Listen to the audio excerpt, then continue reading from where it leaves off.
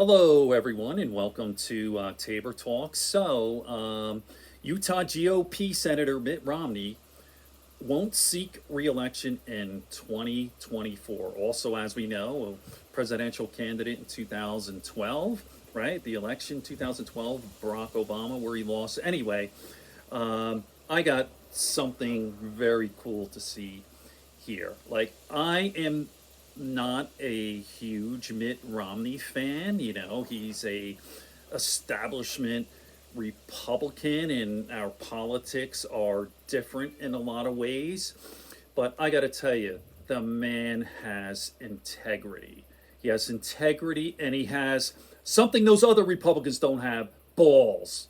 Integrity and balls. Okay, I'm going to show you a little clip here from the Young Turks, and there's a new article out, and the blowtorch for Mitt Romney, going after everyone, all these cowardly Republicans, pusillanimous, right?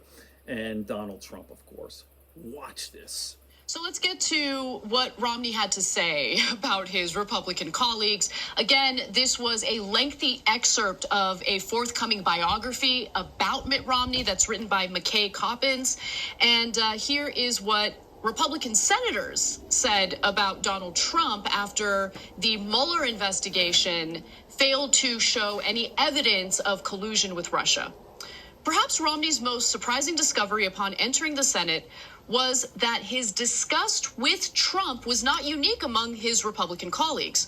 Almost without exception, he told me, they shared my view of the president. In public, of course, they played their parts as Trump loyalists, often contorting themselves rhetorically to defend the president's most indefensible behavior. But in private, they ridiculed his ignorance, rolled their eyes at his antics, and made incisive observations about his warped, toddler-like psyche. Romney recalled one senior Republican senator frankly admitting, quote, he has none of the qualities you would want in a president and all the qualities you wouldn't. Now, after the Justice Department announced that the Mueller investigation showed no collusion between Donald Trump and Russia, here's what happened. As Romney later wrote in his journal, the president was met with a standing ovation fit for a conquering hero, and then launched into some rambling remarks. He talked about the so-called Russia hoax and relitigated the recent midterm elections and swung wildly from one tangent to another. He declared, somewhat implausibly, that the GOP would soon become the party of healthcare. The senators were respectful and attentive. As soon as Trump left, Romney recalled, the Republican caucus burst into laughter. God, I can't stand how dishonest the Republican politicians and right-wing media is. We've said it 2 billion times. We get it. We're not like mainstream media. Democratic politicians are also dishonest.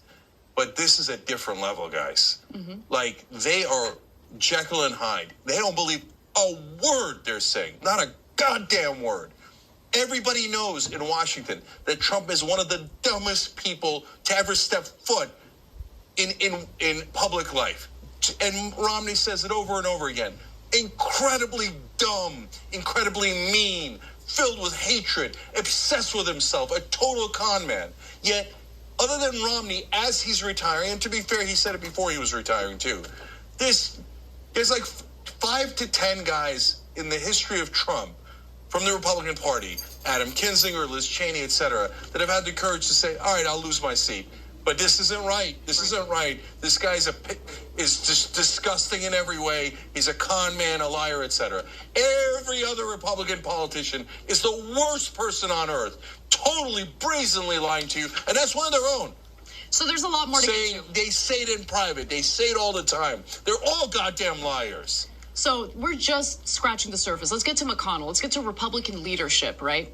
Because McConnell especially despises Donald Trump, and it's not a new phenomenon with McConnell. He has despised Donald Trump for a very long time. In fact, one time during Trump's first impeachment as the first impeachment was underway, essentially, Trump attacked Romney on Twitter because Romney called Trump's actions wrong and appalling. This was the impeachment having to do with Trump withholding congressionally appropriated funds to Ukraine in return for a sham investigation announcement by Volodymyr Zelensky.